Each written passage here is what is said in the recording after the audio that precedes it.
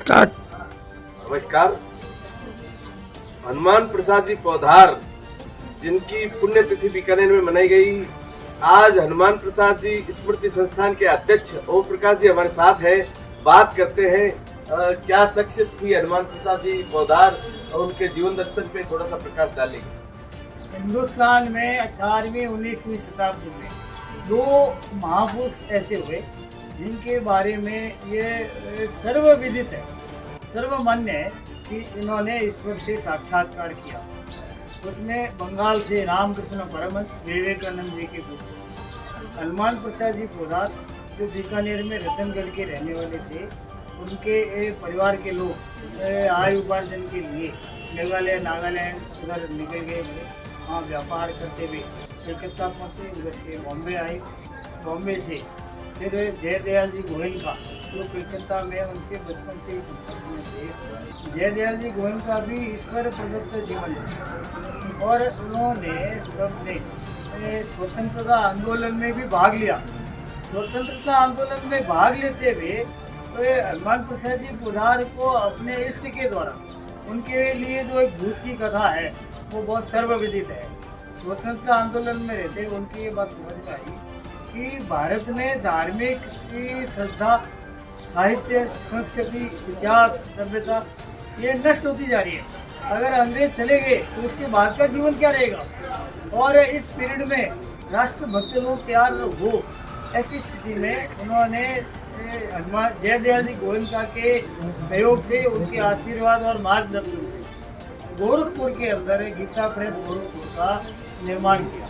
उन्होंने कल्याण पंचतरू के नाम से संपादन किया और उसने किसी भी प्रकार अर्थ उपार्जन खुद के हित में नहीं लिया।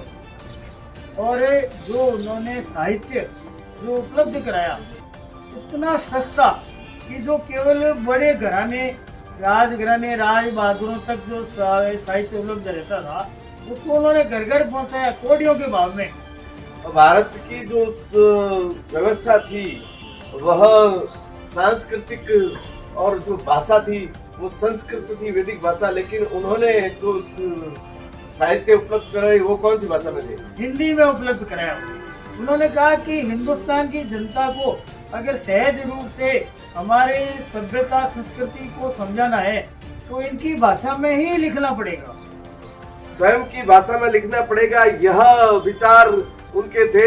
एक छोटा सा ब्रेक लेते हैं, बातचीत लगातार जारी रहेगी। अनमोल कलेक्शन बीकानेर शहर में मल्टी ब्रांड आउटलेट रेडीमेड का भव्य शोरूम, जहां पर मिलेंगे आपको 2 साल से लेकर सभी उम्र के किड्स और मेंस कैजुअल, फॉर्मल और party wear dresses, pant shirt, T shirt, kurta pyjama, coat pant suit, sherwani, jacket set, western outfit के साथ साथ समर और विंटर कलेक्शन की भरपूर रेंज उपलब्ध है आपके लिए अनमोल कलेक्शन में, वो भी विशेष आकर्षक स्कीम और उपहारों के साथ। पता याद रखें, अनमोल कलेक्शन, खजांची मार्केट, बीकानेर।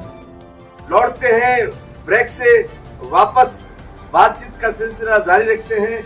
मैं आपसे यह निवेदन करना चाहूंगा कि उनको यह साक्षात्कार हुआ, अनुभूति हुई, क्या ऐसा महसूस हुआ आजादी के बाद में भारत में ऐसा क्या होगा जिससे लोगों में जन जागृति की कमी आएगी अपने भारतीयता के प्रति। तो उन्होंने ऐसे क्या क्या कार्य किए जिसके बारे में आप बताएं। उन्होंने 1913 से ही भारत में गीता प्रेस गोरखपुर का निर्माण कर दिया और जितने राष्ट्रभक्त लोग तैयार किए उसमें गीता प्रेस गोरखपुर के माध्यम से साहित्य पहुंचा और अंग्रेजों के नाक के नीचे उन्होंने राष्ट्रभक्त जीवन, राष्ट्रभक्त व्यक्तित्व तैयार किए। बीकानेर में उनकी पुण्यतिथि पे क्या क्या कार्यक्रम हुए? बीकानेर में हम पिछले करीब 11 साल से 12 साल से लगातार उनके जन्म दिवस पर और पुण्यतिथि पर कार्यक्रम करते रहते हैं। संयोग ये है कि उनका जन्मदिन 17 सितंबर को आता है और 17 सितंबर को ही हमारे राष्ट्र के प्रधानमंत्री जी नरेंद्र मोदी जी का भी जन्मदिन है। उसी दिन वरा अवतार का भी जन्मदिन है, उसी दिन भगवान विश्वकर्मा के भी जन्मदिन है। तो हम 12 साल से लगातार इन चारों के जो हमारे लिए प्रेरणास्पद व्यक्तित्व है, भारत के सभ्यता संस्कृति के सेनापति है, सुरक्षा प्रहरी है, उनका बराबर जन्म दिवस और पुण्यतिथि मनाते हैं। अभी पुण्यतिथि पे बीकानेर में आपके द्वारा क्या क्या इस कार्यक्रम पुण्यतिथि पर हमने गायों को गुड़ खिलाया, गरीब लोगों को अन्न वितरण कराया एवं कार्यक्रम किया, जिसमें उनके प्रातः स्मरणीय हनुमान प्रसाद जी पोद्दार, आप देखेंगे कि आज़ादी के बाद में भी 1966-67 में अखिल भारतीय रूप से गौ रक्षा आंदोलन अभियान चलाया, जिसमें अनेकों संत, इंदिरा गांधी प्रधानमंत्री के समय में अनेक संत मारे गए और उसमें इंदिरा गांधी को उन्होंने कहा कि तेरा नाम लेने वाला कोई नहीं बचेगा। यह करपात्री जी महाराज के द्वारा उनको अभिशाप दिया गया और आज जो कांग्रेस की स्थिति है वो देखी जा सकती है। हनुमान प्रसाद जी पोद्दार ने जो अपने जीवन काल में जो हिंदुस्तान के आधारशिला रखी, उसको हजारों साल तक गीता, रामायण, वेद, उपनिषद के माध्यम से घर घर में प्रातः शाम महिलाएं, बच्चे हैं, ये पठन पाठन करते हैं, उपदेश उनके सुनते हैं, अंगीकार करते हैं और हर जब भी हनुमान प्रसाद जी पोद्दार के प्रसंग में कार्यक्रम होते हैं, सैकड़ों की तादाद में, हजारों की तादाद में आज भी इकट्ठे होते हैं और इसी में हमने उनके जीवन पर एक फिल्म बनाने का भी हमने 32 एपिसोड तैयार किए हैं।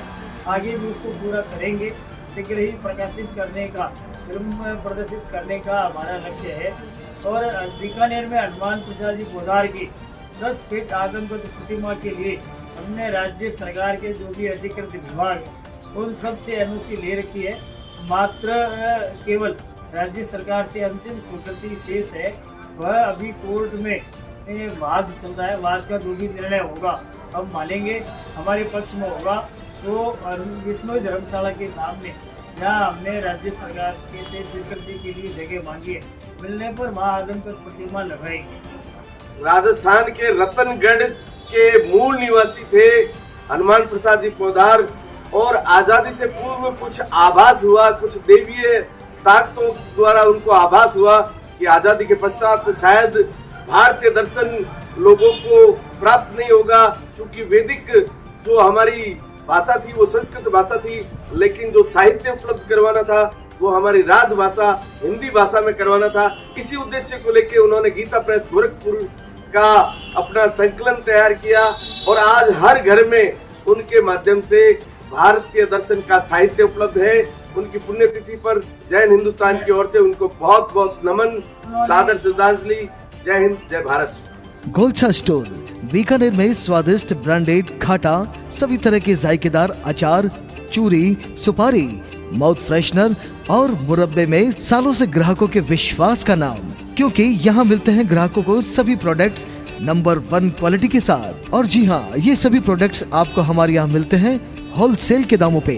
बीकानेर में नंबर 1 और सुप्रसिद्ध आपका अपना गोलछा स्टोर। पता याद रखें, कोट गेट, सट्टा बाजार, बीकानेर।